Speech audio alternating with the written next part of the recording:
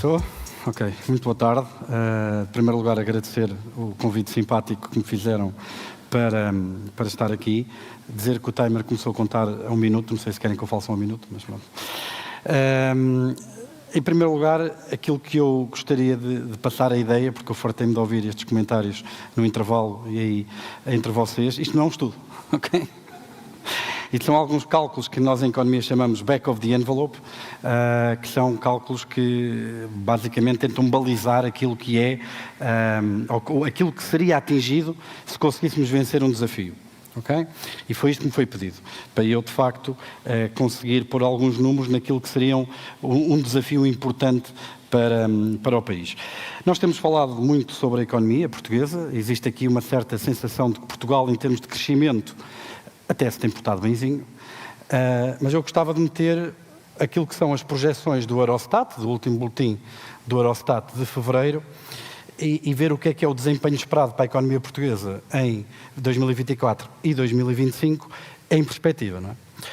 E, de facto, Portugal, dentro daquilo que é o escalão de países de rendimento semelhante, que estão ali no eixo do X, perto dos 80%, 79% para ser mais preciso, do rendimento médio comunitário, Portugal está muito abaixo em termos de performance de crescimento. Os países com o nosso nível de rendimento per capita, em paridade de poder de compra, têm um crescimento, medido no eixo dos Y, muito mais acentuado do que aquilo que é esperado para Portugal.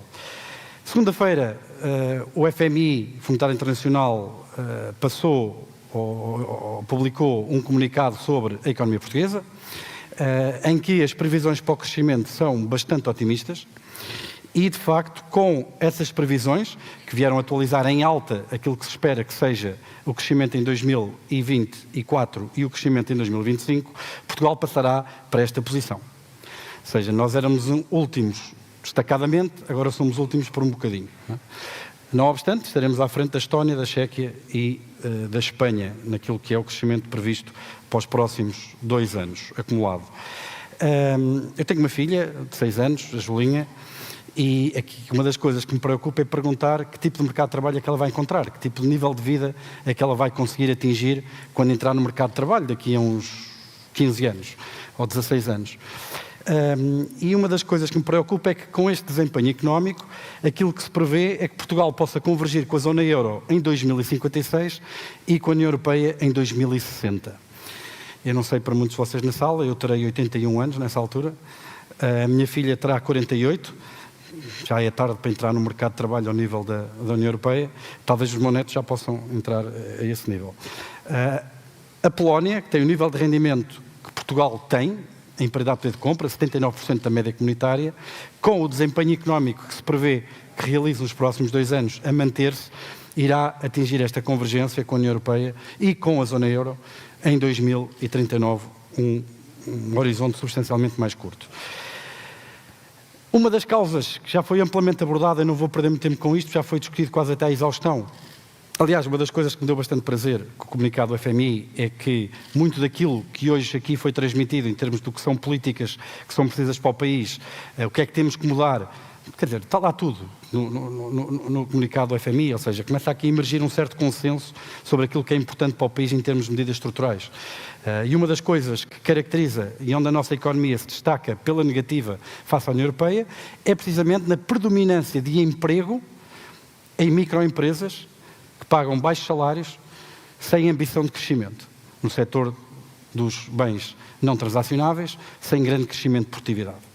E muito pouco emprego, pelo gráfico apenas 22% do emprego nas grandes empresas. E esses 22% de trabalhadores nacionais que trabalham em grandes empresas geram quase 40% daquilo que é o valor acrescentado bruto do país. Se nós acharmos que as empresas só podem pagar aos trabalhadores aquilo que eles produzem, veja o que é que as empresas grandes podem pagar aos trabalhadores vis-à-vis as micro. E não é à toa que o valor acrescentado bruto por empregado nas grandes empresas são 83 mil euros anual e nas micro são 22 mil euros. É quase 4 vezes de diferença. Mas imaginem o impacto que isto tem e onde nos destacamos pela negativa relativamente àquilo que é a média europeia. Obviamente, num cenário destes, a imigração acaba por ser a única solução para muitas pessoas. Vimos aqui o caso do Pedro e da Rosália. Eu próprio fui imigrante durante 12 anos. Voltei em 2015 porque casei, a minha mulher era portuguesa e na altura ela tinha mais poder de negociação do que eu. Então fui eu que mudei de Florença para Lisboa. Hoje não sei se seria assim, mas se calhar é sempre assim. De qualquer maneira, o desafio que me pediram aqui foi perguntar o e se. E que e se é este? O que é que aconteceria à economia portuguesa se nós conseguíssemos, através de muitas das políticas que discutimos aqui hoje, transformar a economia portuguesa de maneira a que conseguíssemos, por um lado, trazer por ano o mesmo número de imigrantes licenciados que saíram nos últimos 10, que foram 194 mil, entre 2012 e 2021. Obviamente que, criando o tal ambiente económico favorável para que eles pudessem vir para cá. No caso da Rosália e do Pedro, é preciso haver oportunidades para eles virem para cá. Eles falaram muito dessa questão das oportunidades para se poderem desenvolver pessoal e profissionalmente. Me lembro bem das palavras da Rosália. E é isso que nós precisamos de fazer.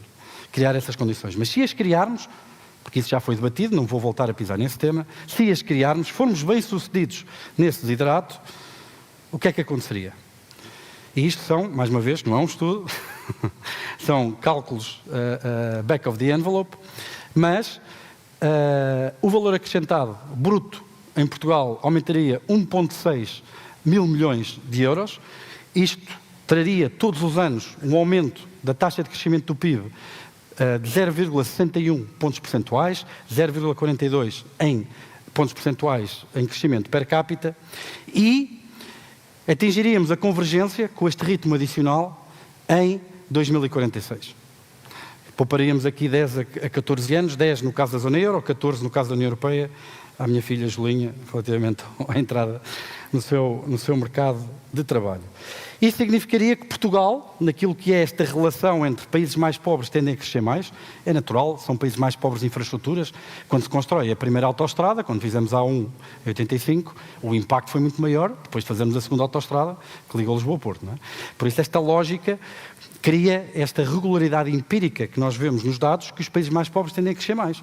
Mas Portugal desafia essa lógica e por isso é que está no fundo da lista. Apenas este desiderato, criar uma economia que pudesse trazer pessoas como o Pedro e como a Rosália para Portugal, ao ritmo de 19.400 por ano, ia trabalhar em grandes empresas, assumindo que a economia teria capacidade de continuar a ter o mesmo valor acrescentado bruto por trabalhador, os tais 83 mil euros, poria Portugal muito perto da trajetória de convergência média daquilo que são os países da União Europeia. Mas o Pedro, quando pediu para lançar um desafio, eu sou muito indisciplinado. E então, ele lançou-me um, então, se tu lanças um, eu lanço outro. Okay? Então, ainda fui mais ambicioso e decidi lançar um segundo desafio. E o desafio que eu gostava de lançar é, precisamente, e se ambicionássemos ter a mesma distribuição de empresas por tamanho que a média da União Europeia? O que é que isto quer dizer?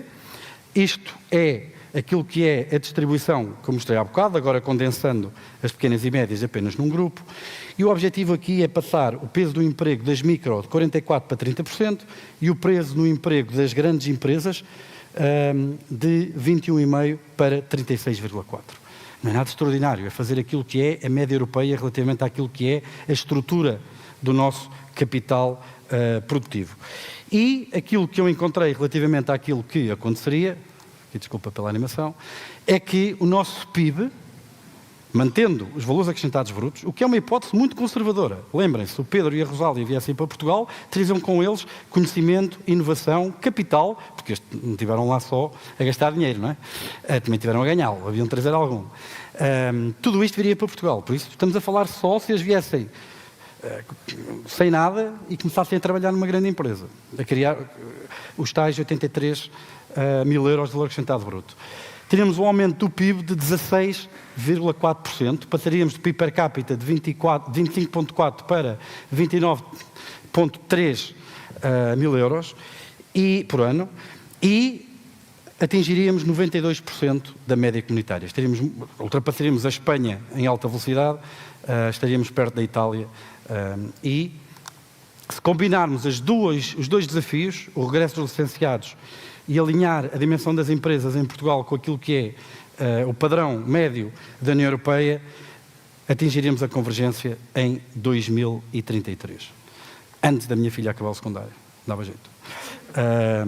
Portugal passaria, de facto, para ali um grupo de países, 92, 93% do rendimento médio comunitário, com um crescimento acima daquilo que é a média da União, e numa situação muito mais favorável. Por isso, mais uma vez, aqui, estes são aquilo que poderia acontecer se muitas destas políticas que foram aqui discutidas conseguirem ser levadas à prática, e o meu desejo é que, de facto, estejamos juntos neste desidrato de tornar Portugal um país mais apetecível, um país mais atrativo para quem quer criar riqueza e quem quer criar emprego, e para que a Rosália e o Pedro, e outras Rosálias e outros Pedros, possam voltar para cá e enriquecer o nosso país com tudo aquilo que conseguiram realizar lá fora.